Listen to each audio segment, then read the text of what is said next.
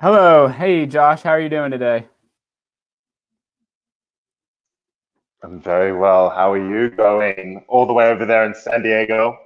Yes, I'm doing well. I'm out here in sunny Southern California. Everyone's locked indoors, so we're not enjoying the sunshine as much, but it's happening. Uh, why don't you tell us a little bit about yourself? Just, where you're from and what you do and things like that. Yeah, absolutely. So, firstly, thank you for inviting me on to chat. I'm really excited. I think we both have very similar missions in creating a community and inspiring our communities. So, I'm really excited for the chat today. I'm in London, hence the slight delay calling you from the other side of the world. But I'm originally from Sydney, Australia. I was born in South Africa, but I grew up in Sydney. And I started a blog, I think, in maybe, must have been almost 8, 9 years ago now, called The Modern Gay Guide to Life, when I was in my 20s. And I had a lot of feelings and a lot of pent up emotion that I needed to get out. And I thought, you know what, I can't be the only one that's going through this. So it was the start of blogging, and I thought I can do this. And I put this online journal and analysis platform together where I could talk about my feelings, and I've been doing similar things ever since then. Wow, that's awesome. So you put together this blog just with the mission of helping others who are gay or who might be in a similar position and feeling what you were feeling. Yeah, I thought the title, The Modern Gay Guide to Life, is quite ironic because there's no such thing as a guide to life, right? It's all about learning, experiencing, making the rules, breaking the rules, finding out what works for you. So I thought this is a great title, The Modern Gay Guide to Life. And ultimately, it was a platform for me to be able to express what I was going through, to try start a dialogue with people that might be critical of what they see in the gay community, the experiences that they're having that might be different to what mainstream gay culture was telling them they should be experiencing. So I wanted to give people similar to myself an opportunity to come out and connect with each other so that we could talk about these things. Sure, yeah, absolutely, and that's a great idea because I know that's something that a lot of young LGBT people experience is feeling lonely or feeling like they can't talk about certain things because it's wrong or being gay is still stigmatized. So talking about relationships or sexual matters in its of itself is not always welcomed, but now you're adding a layer of gay to it, of gay relationships or gay sexual Mm-hmm. experiences, and there's even more stigma surrounding it. So that's really I applaud your work. I've loved a few of your videos on TikTok. I follow you there, and I didn't see on your blog that you made a video about the corporate takeover of Pride and how Pride has become so commercialized that it's not. It's kind of lost a bit of its meaning, and everything is about selling rainbows and getting the next advertiser and big corporation to say, "Hey, look how much we support Pride." Um, what inspired you to make that video? What did you see anything precisely? Did you see was there one moment that you were like, wait, this is not what pride means anymore, or was it something that you saw happening over time? It's an interesting question, and I'm in various minds about it. I remember in Sydney there is the gay and lesbian Mardi Gras, which doesn't coincide with general world pride. events, which normally happen in June, July, August in the Northern Hemisphere. In the Southern Hemisphere, there's the Sydney Gay Lesbian Mardi Gras. It happens in the early parts of the year. It's summertime in Sydney, but it also coincides with a political movement that was happening at the time and a protest that was very specific to Sydney and the state in which I grew up. So that's why it's slightly different to on the schedule to the other prides. And I remember a few years ago, there was a big bank that had turned all their ATMs in the vicinity, in the gay community area, in the kind of local neighborhood. They had turned all their ATMs into gay TMs. And it was quite a fabulous expression of gayness in terms of like the glitter and the rainbows. And that really drew my attention to this corporate involvement in pride and in these kind of political parades that happen. And I still think they are quite political. And at the time, I was quite impressed. It was a really brave thing to do for a big bank, one of the biggest banks in Australia, to do something so outwardly in support of the gay community. And it was still early days in big corporations supporting Pride. So I'm not sure what the kickback was to the community. I'm not sure what they ultimately were offering the community other than a show of support. And ever since then, it's sort of spiraled out of control. And I think all these brands started to realize that it's an amazing marketing moment in their calendar, that they can jump on board in order to sell rainbow product, in order to show that they have a purpose or that they care for something other than themselves. But my issue has become that the support is so shallow. The kickback is so shallow, and it's only generally for 3 to 4 weeks of the year that they stand up in support of the LGBTQI plus community. So that's sort of where we're at now, with all these brands jumping on board, putting the rainbow flag on everything, saying that they support the community. But in my mind, a lot of it is very shallow. Sure. They're doing it because they see dollar signs or because they see everyone else doing it. And it makes you question the authenticity of, you know, that rainbow on that merchandise or the meaning behind it. And when did you see this bank? You said it was fairly early in the LGBT movement. Do you recall what year it was? I mean,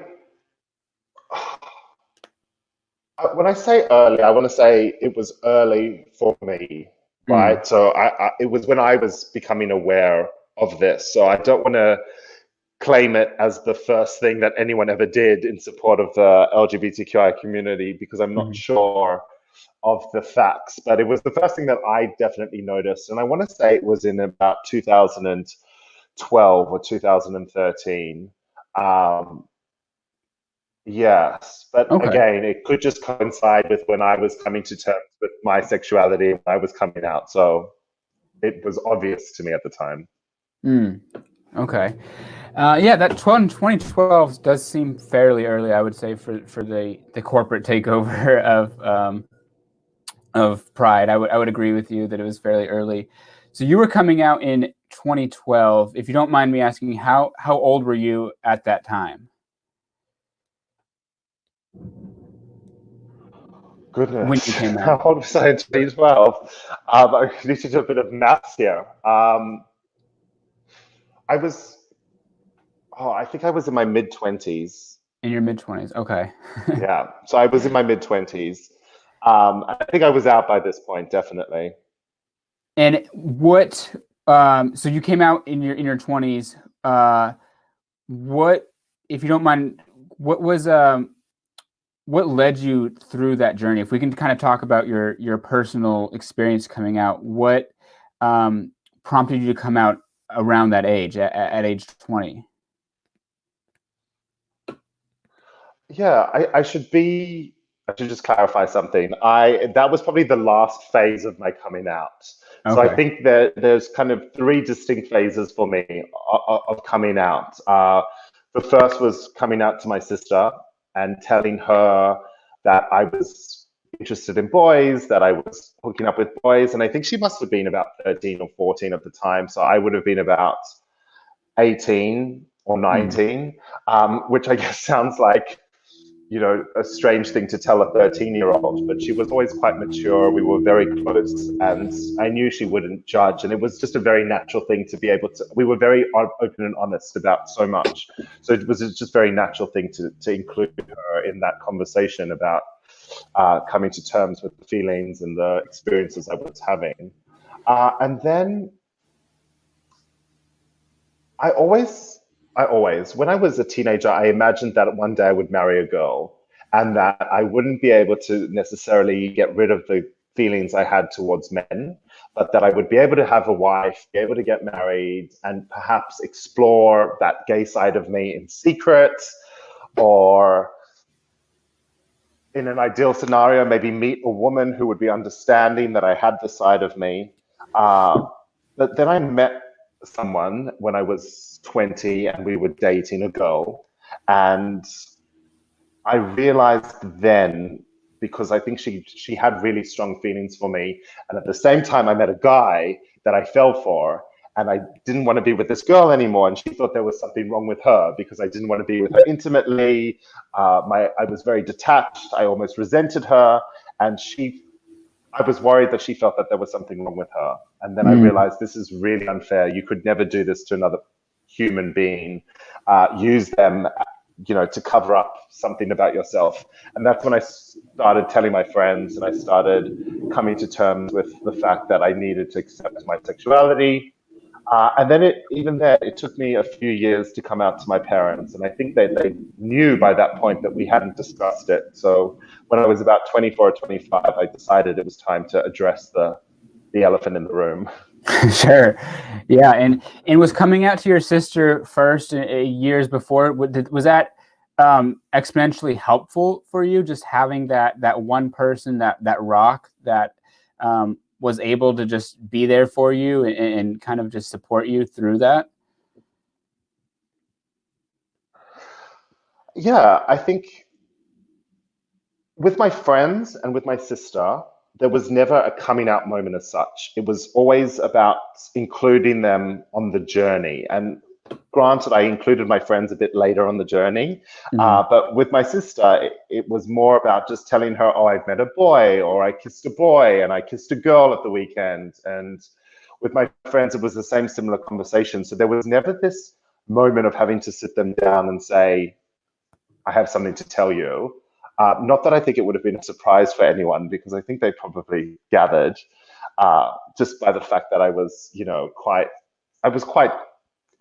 think it was quite obvious. I don't want to say that it's ever obvious when someone's gay or not, but I think your friends and those close to you generally get a sense that there might be a layer to your sexuality that you're not talking about. So I think they knew. And I just took them along the journey. So it was really comforting to have supportive friends, and my sister just being there and being so normal and responsive to what I was telling them.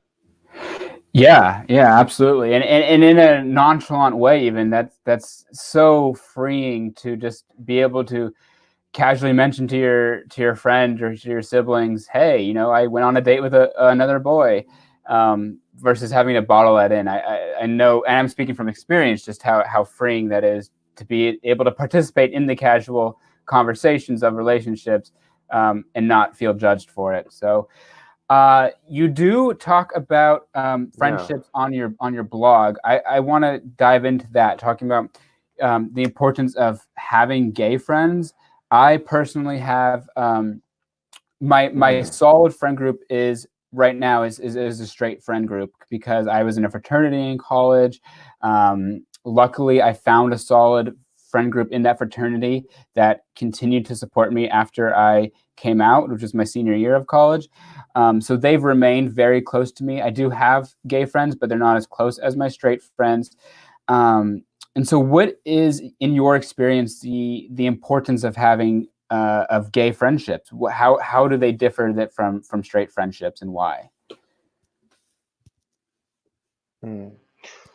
I think it's amazing that you have a supportive group of straight friends. I think that's also really, really important, that Mhm. you surround yourself with different people who have different backgrounds, different interests, different sexualities.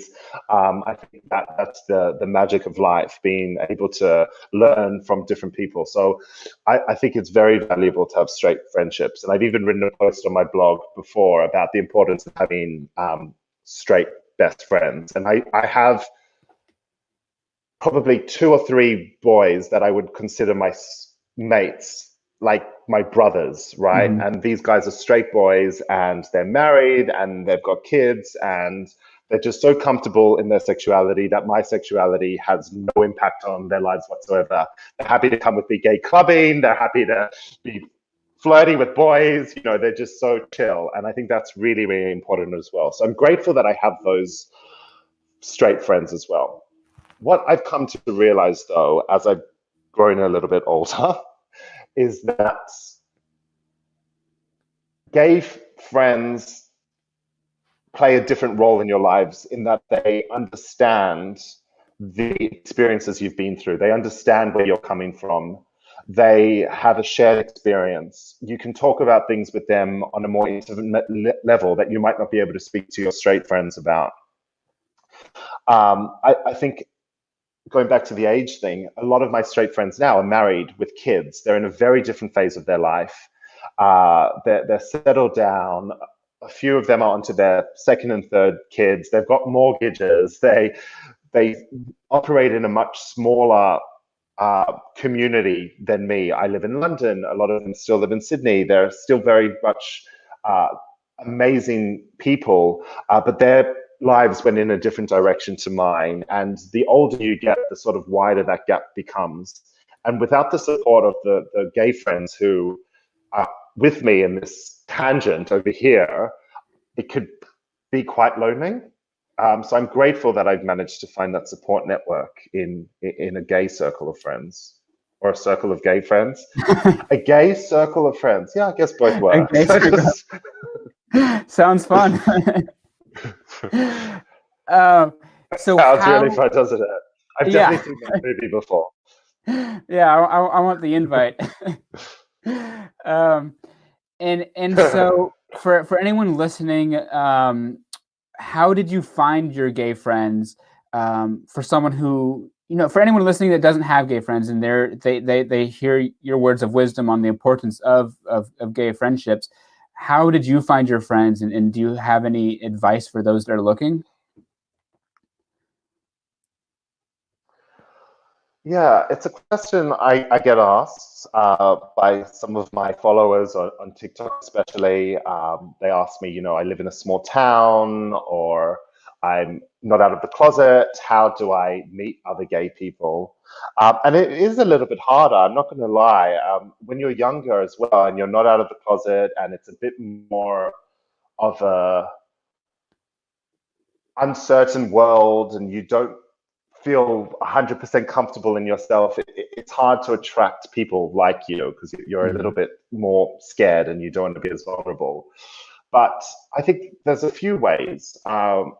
I think the internet is an amazing space, and granted, there's a process, and we need to be very careful with interacting with strangers online. And I would reiterate that, especially for younger people, that you need to be very conscious of who you're talking to, and not believe everything you hear or read online. And there are definitely catfishing out there. But I think through social media and through platforms such as this, and uh, online forums, there's a way to meet people online in a kind of safe way. And that there's no lesser value to an online friend. I also want to make that clear, that friendship doesn't always need to be something, especially in the world we live in now, where you can't see your friends physically, you can't be together. There's no lesser value in having a friend that you can confide in online. I think as long as there's the support there, and the value that you get from each other is still positive, then an online friendship is just as good. I can talk about how I made friends, and that was through work. When I finished school, I had no friends, gay friends at school, but when I went into university and started working in retail. I met one gay person who worked in my store with me, and then through them I met more people, and then through that group of people I was confident enough to go to gay clubs, and it sort of snowballed into this wider network. University was a great place for me to connect with people. At the time, MySpace, going back to the internet thing, was a thing, and I met guys on MySpace and chatted to them and became friends with them, and then met them in real life. And also through dating, that's probably one of the areas, or if not the area, that I met most of my friends in, which is funny because there's all these boys that I've hooked up with that are now my best friends, that I just think back to when we were hooking up and I'm like, that was weird. But from that, a romance didn't blossom, and a friendship did. Does that get weird at all? Having friends, and this is for everyone listening. I have a gay friend group that is similar to that. We've all kind of intertwined at one point, but in your experience, is it weird? Like, how do you overcome that? Of hey, we were sleeping with each other at one point, and now we're all going on spring break. It just kind of naturally everyone gets over it, or I mean, it's a really funny question to ask, isn't it? Because I think it's quite maybe it's not specific to gay people, maybe straight people. I don't know. I guess maybe guys and girls can be friends with each other if they've dated before.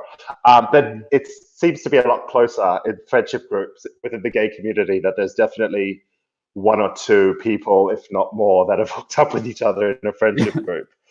Um, I don't know. I can just speak to an experience I had with one of my best friends now, where I met him at university and I was absolutely besotted with him. And I think he was the first boy that I loved. It was unrequited love. He didn't feel the same way about me, but we did hook up a couple of times, and I just pined over him and cried over him and listened to sad songs, thinking about him. And one day he told me straight to my face that he wasn't interested, which was the most amazing turning point in our friendship, because I realized, okay, fine, we obviously feel different to each other. And then we managed to be friends. And since then, the thought of him sexually just repulses me, because we're just so close as friends that I can't imagine the Josh that was obsessed with this guy. It's just so distant. So I guess it's time. It's almost natural for gay guys to be able to get over a hookup quite quickly as well. Sure, yeah. That kind of leads me into talking about hookup culture itself. Let's kind of address that, because it's no lie. Like, we don't have to sugarcoat it, but hookup culture is very prevalent amongst the gay community. I would say more so than straight culture. I mean, everyone in college and around that age is having fun and hooking up, but it continues for a lot of gays in their 20s, 30s, and sometimes even 40s. In your opinion, why is it so prevalent? And what can we do to? I guess let's just start with, why is it prevalent in your opinion? I think there's different factors as to why hookup culture is so prevalent. And I mean, I think we could talk about this for hours and unpack this, and I'm sure there are social scientists and psychologists that have done that. Um, I think there are a few factors. I mean, you spoke about straight people going through phases of hooking up and then maybe getting over it. I think one of the things that we need to watch out for as gay men, especially, is that there's no driver for maturity. There's no woman or wife wanting to have kids to settle down. There's no sort of pressure by society to follow a set of rules that says you need to be married by a certain age, have kids by a certain age, follow that life journey that is the cliche for straight people. So without that sort of impetus to change, without that impetus to grow up, we can get caught up in what I like to call late onset adolescence, where we're acting like teenagers because we don't have something causing us to act differently. There's no sort of turning point where we meet a woman who's wanting to have kids but has to deal with worrying about her body clock, right? That forces us to kind of settle down and take note of where we are. So that's one reason I think we can get caught up in just being perpetually randy and hooking up. I think the other thing is a lot of gay culture is very sexualized, and there's a lot of emphasis put on hooking up. And I wonder, and again, I'm not a social scientist, I'm not a historian, but I wonder if it comes from a place of, it comes from a historical place where gay men didn't have an opportunity to settle down with their partner, where hooking up was the only real expression of your homosexuality because you had to do it behind closed doors, where you would take every opportunity you could to hook up with a man because you didn't know when the next opportunity was going to be. So, I mean, that could be one of the reasons. I don't know. It's something I do think about.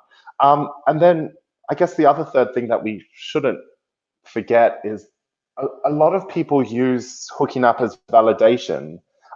So many of us, including myself, we've been through this shame phase and this trauma of being in the closet and not being able to express yourself. And then we come out into this world where we're free and we're liberated, but we still need the validation that we didn't get growing up. And we might seek that through sexual liaisons with lots of men to make us feel good, to make us feel loved, to make us feel wanted, to make us feel like we're normal. And if we get caught up in that habit, it can be quite detrimental. And collectively, that could be what keeps us trapped. Sure. Yeah, I totally agree with everything you just said. And I'm not a social scientist either. Neither of us are, but I would tend to agree that it could be almost, society's society's view on us and kind of the bubble that they place us in and the stigma that they surround the gay community. It's almost causing, as you kind of mentioned, gay people to go out and hook up a lot because it like you said, it's stigmatized. They're in the closet. They need self-validation, and 50 years ago, you couldn't get married to the love of your life. So, everything was in hooking up style. Do you think that social media is playing a negative role in hookup, in the gay hookup culture? Probably, I could probably say it. You could probably say it for hookup culture in general, but for the sake of this podcast, let's just focus on the gay community. Do you think that social media is playing a harmful role in not only hookup culture, but in self-validation and self-worth?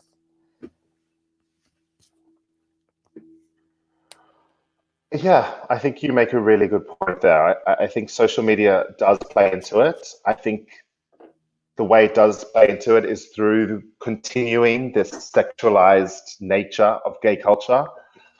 We see it's only natural for us to be attracted to good-looking muscle people, right? It's just sort of like innate as a gay man. You get turned on by half-naked men. That's just it. That's Right. your raw animal instinct. And so even though your brain's telling you not to engage with this type of content because it doesn't make you feel good about yourself, you're still drawn to it. And then you add onto this the layer of intelligence that is applied to social media where it learns your habits.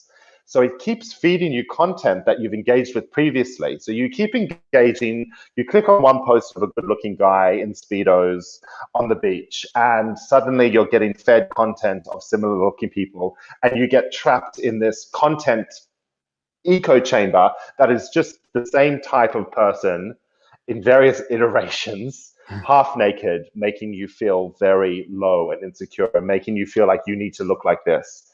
And then you add on to the need to find validation in yourself because you've seen this other person being validated through likes, through comments, through what appears to be this popularity.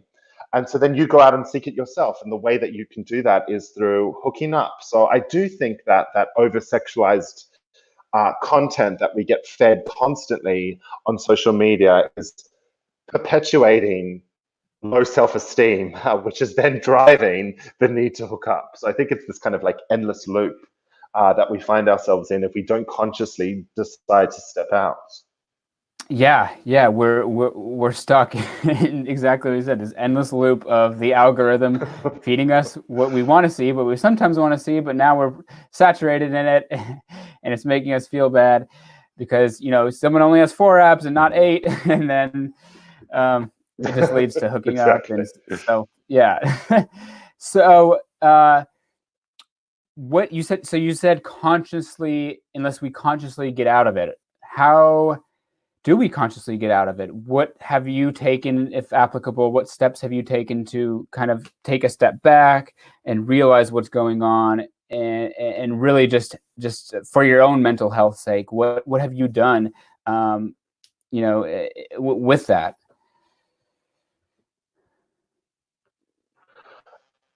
In terms of how do I sort of safeguard myself against the self-esteem issues associated with social media, or how do I try avoid hookup culture? Because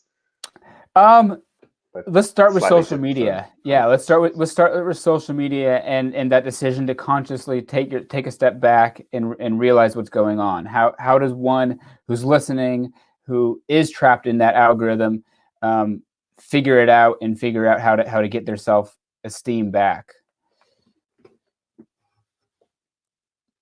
Yeah, I think the first thing is acknowledging what makes you feel good and what makes you feel bad. If you go onto Instagram and you're in a mood and then you spend time on there and you leave in a worse off mood, then clearly it's Instagram and the content you're watching that's the problem.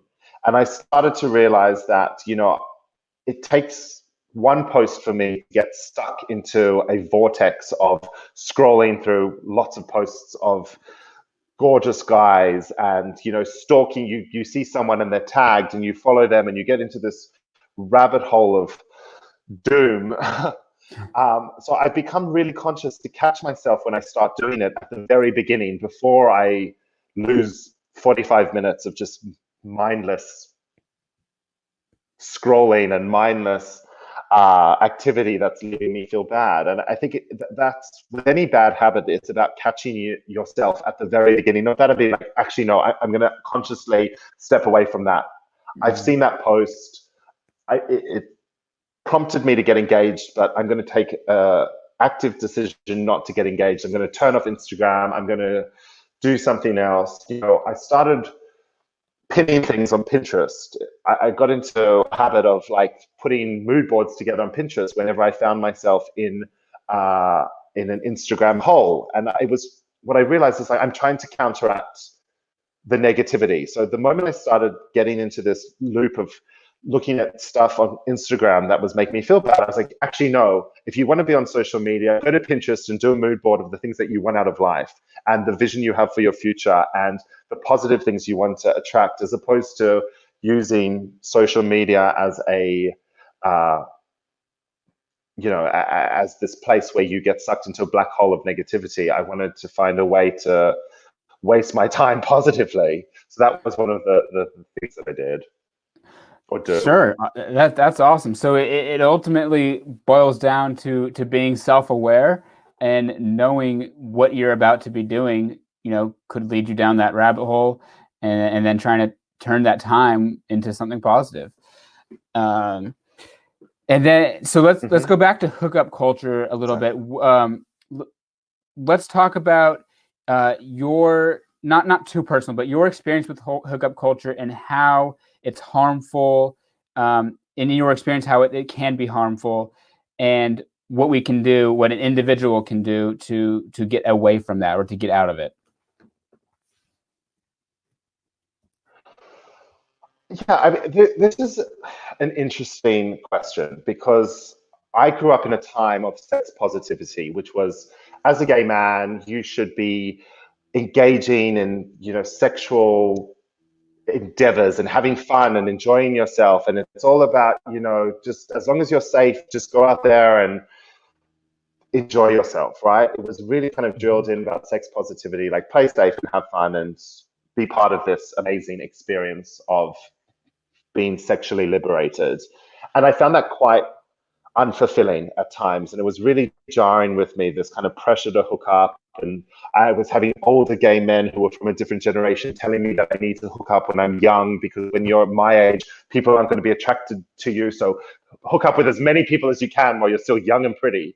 But that was leaving me quite empty. And I was having, I consider myself, I am quite honestly a sexual person. I do like hooking up with guys, but that being the end goal of an evening, or that being a way to feel loneliness or try counteract depression, is not ever going to work.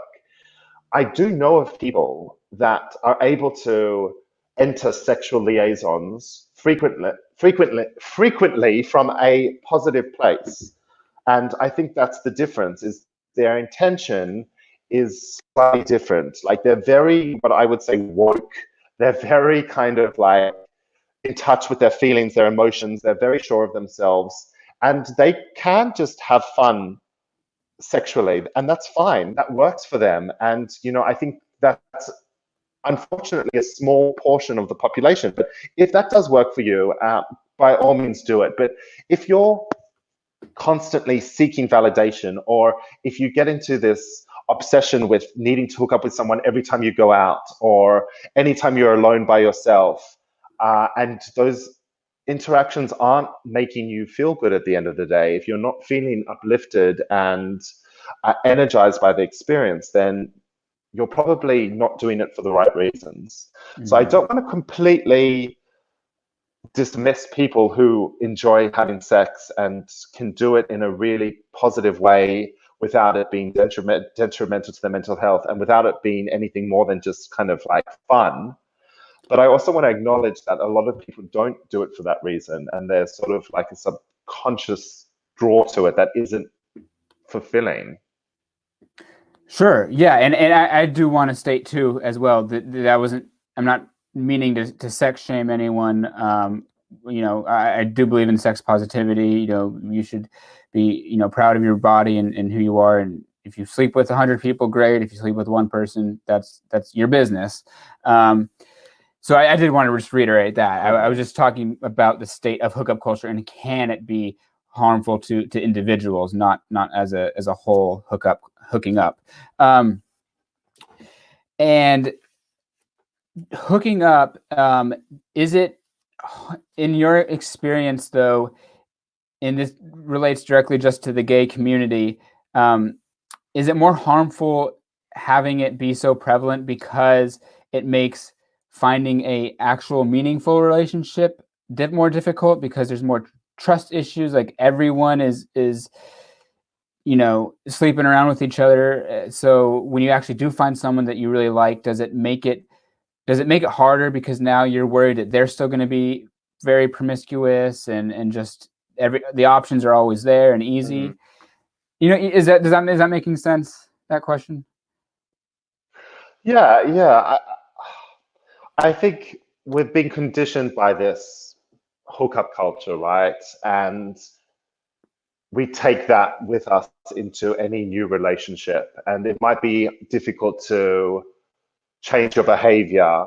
And if it is validation that you're looking for through hooking up with people, and you're with one partner, then that sort of validation you get from them could wane after some time. And therefore you need to feel like you're attractive to other people in order to keep feeling validated.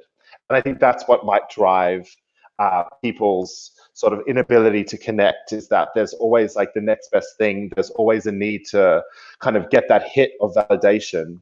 But I do think that everyone wants to be loved at the end of the day. I think everyone's just trying to find happiness. Everyone's trying to find love. There are lots of people out there that do want to just find one person and not partake in this, but it just seems harder to find someone that matches you. But I think if we stripped away that need for approval from others, and if we stripped away and worked on ourselves, then we'd find it easier to connect with other people.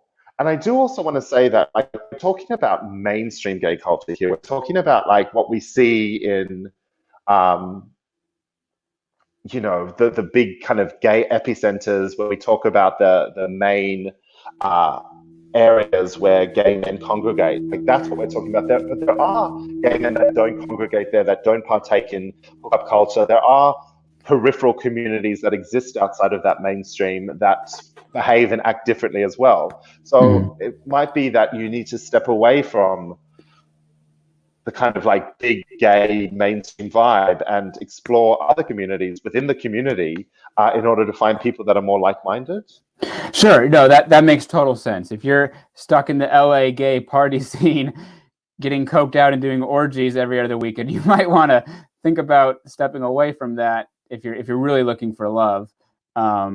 Just because that environment doesn't breed. I'm not saying you can't find love there, but that environment doesn't breed other people who are at that time looking for love. Probably not. So, yeah, that makes total sense to step away. Let's talk a little bit about this. Continue on the topic of sex positivity, and specifically sex positivity being at Pride. So people dressing minimal clothes, people showing off their kinks. You have gay men on leashes with leather ropes and things attached. And not to discredit the importance or the celebration of it, or to shame anyone who participates in that, but is that necessary at Pride in your opinion? And does it add value to the Pride experience in your opinion? Yeah, again, a really interesting question, and something that I have tackled with internally and been thinking about a lot lately, as a matter of fact. And I think there's definitely a place for it. I really feel that the purpose of Pride is for everyone in our community to be able to express themselves in public. That's it. It's about coming out. It's about taking the people that have traditionally been on the margins of society and putting them center stage for one day or 1 week and saying, this is me, this is who I am, this is how I identify, this is a part of me that you don't get to see all the time, and I'm proud of who I am.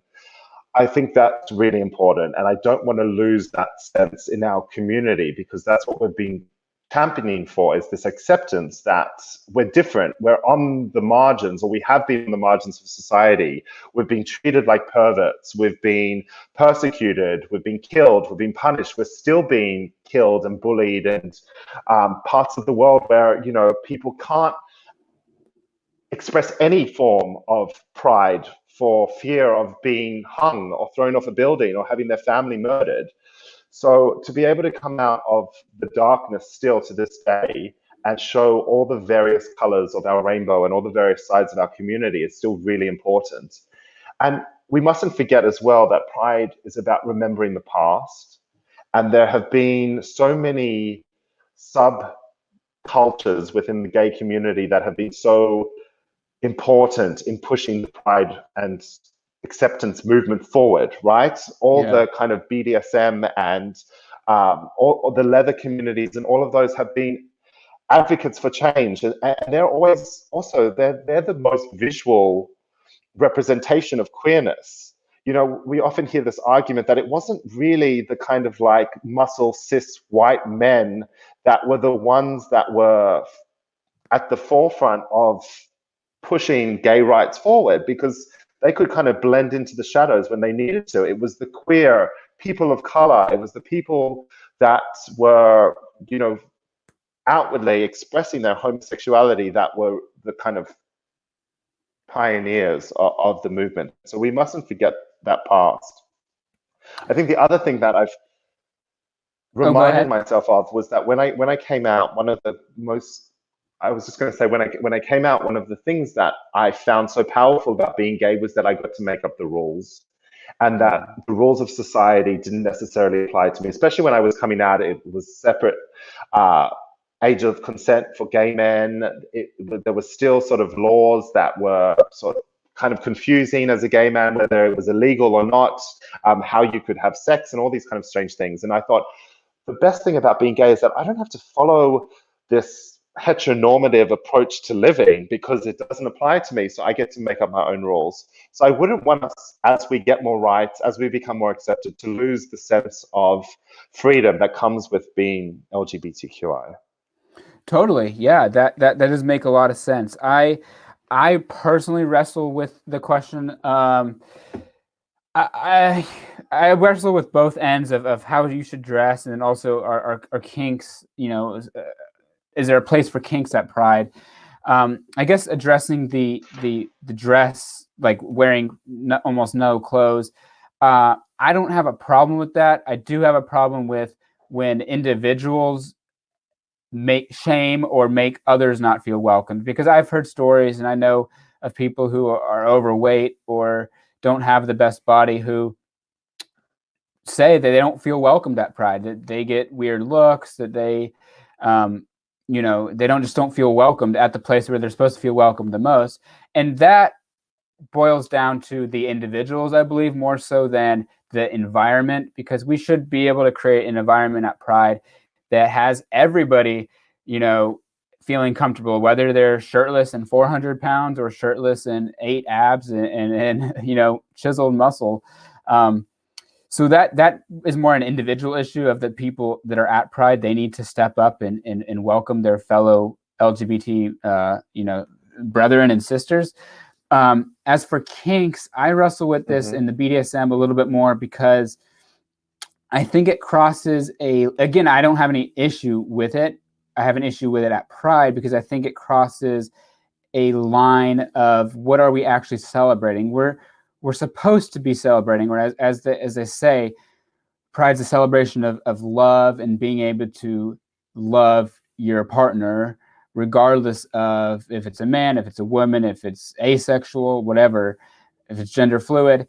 And when we start making it too sexual, meaning we're celebrating the kinks and the BDSM, then does it kind of devalue or dilute the message of we're celebrating the idea that we can love who we love, because now we're celebrating sexual acts or kinks, and then it makes it less welcoming for children. Obviously, I mean, children are in straight, gay, doesn't matter. Children aren't supposed to be around highly sexual activity, R-rated movies. They're not allowed in, things like that. So now once we have that at Pride, it makes it less family friendly. And I'm under the impression that we should encourage families to go to Pride and to partake in Pride because we want to raise our children right, and we want to raise our children to be loving of the LGBT community and accepting of it. So that's where I wrestle with it. I don't know if there's one clear answer, but that's my personal opinion, is that I don't want kinks and BDSM to dilute the message and the celebration of love in a family friendly way. So that's kind of my take on it. But I appreciate you and your input as well. But yeah, no, I'm just. I mean, it's interesting, and it is definitely an argument that gets brought up a lot. I think, firstly, we need to remember that the essence of Pride has, like, do we need to change the essence of Pride just so that it's a bit more comfortable for more people? It was never about people being comfortable. That was the essence of it. It was about these people on the periphery of society coming forward and walking down the main streets and saying, here I am, and this is me. And, I would never want us to have to start changing because of heteronormative values of what normality should look like, and sort of diluting it so that it was a bit more kind of user friendly. So that's just one thing that I'm conscious of, because like you, I've wrestled with that. And I read up a little bit about this, and we mustn't forget that for some people their identity is BDSM. That they live in communities and they live in homes where that is part of their identity, just like being a gay man is part of your or my identity. People live lifestyle where they have slaves at home and they have their dogs. Like I don't know enough about the community to be able to comment. I don't know the terminology, but I do know that that's how some people live, and some people do bring up their children in an environment. Sure, it might seem sexual to us because we're looking at it from an outsider perspective, but I've read articles of families that embrace this kind of leather culture, and that's very much as much part of their identity in their day-to-day life as it is ours. And it's not just a sexual act or expression of sex. It's very much an expression of their identity. So I can definitely see both sides of the coin. And I think it's important for us to debate and discuss like we are. Yeah, absolutely. And you something you said struck me. You said it's supposed to be uncomfortable. And I would agree with that. Pride is to an extent supposed to be uncomfortable because it's supposed to expose and show you this side of culture, this side of this underrepresented, underwhelmed, suppressed group for so long. So it's supposed to make some people a little uncomfortable. Again, we just got to be conscious of towing the line between, too uncomfortable and not. But those are some very good points. That they are a culture that we should be welcoming of all cultures. I would also go ahead. Yeah, 100%. I would also question, as much as we question the intention of people who want to express their kinks, question the intention of men who spend 6 to 8 weeks working on their physique in the lead up to Pride so that they can take their tops off and dance at a party and, be sexually adventurous for a weekend with men from all over the world. Because, I think maybe those people also need to be questioned, like, are you losing the essence of what Pride's about? It goes back to our conversation about brands getting involved. When I was in Sydney, and it was happening in London too, I was getting fed adverts on Facebook and Instagram from personal trainers and big gyms saying, get Pride ready, as if I needed to work on my body in order to participate in Pride.